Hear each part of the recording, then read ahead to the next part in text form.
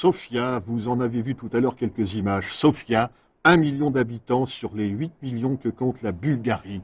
Sofia, couverte de parcs et de jardins. Il y en a, paraît-il, quelque chose comme 700, sans compter les places, la grande place Lénine, bien sûr, et d'innombrables statues. Celle-ci, par exemple, le tsar Alexandre II dit le libérateur.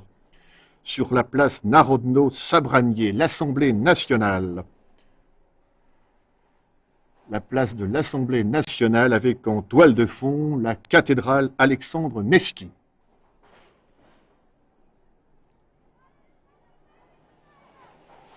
Et ce théâtre porte le nom d'Ivan Vazov. Les Bulgares disent « c'est notre Victor Hugo à nous ».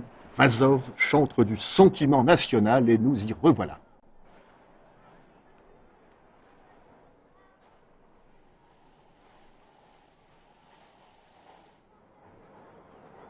Mais la Bulgarie n'est pas seulement Sofia. Alors voici, à l'autre extrémité du pays, sur la mer Noire, le port de Varna.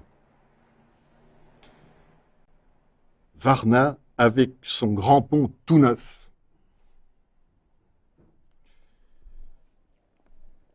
Varna, ici encore, une grande ville large avec des jardins, des terrasses, des jets d'eau.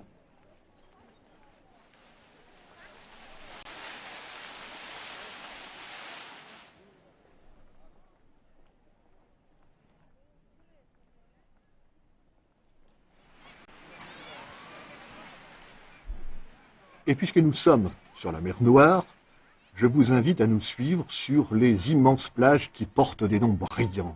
Soleil d'or, sable d'or. Et voici, entre autres, Albena, dont l'architecture n'est sans doute pas sans vous rappeler quelque chose.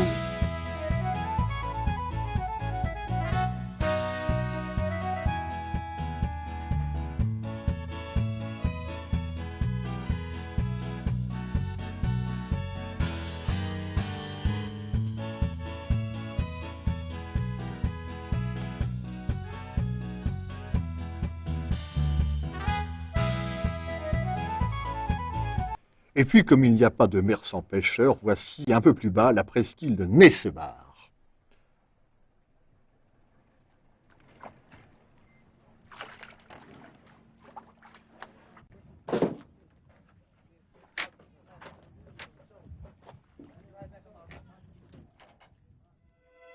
Nessebar et sa quarantaine d'antiques églises byzantines dans un mouchoir de poche. Et cela nous ramène naturellement à un passé que les guerres et les massacres n'ont tout de même pas réussi à rayer entièrement et qui fait le charme de la vieille Bulgarie. Ces maisons de bois que l'on protège partout dans le pays, le vieux quartier de Plovdiv, ici, entre autres.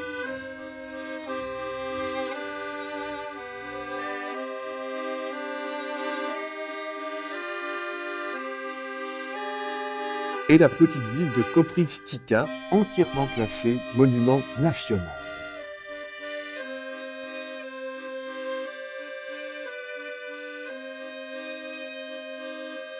Et nous ne pouvons pas boucler ce rapide tour d'horizon de la Bulgarie sans ouvrir les portes du monastère de Rila, un peu au sud de Sofia. Le monastère de Rila, dont la beauté, les trésors, se passent de commentaires.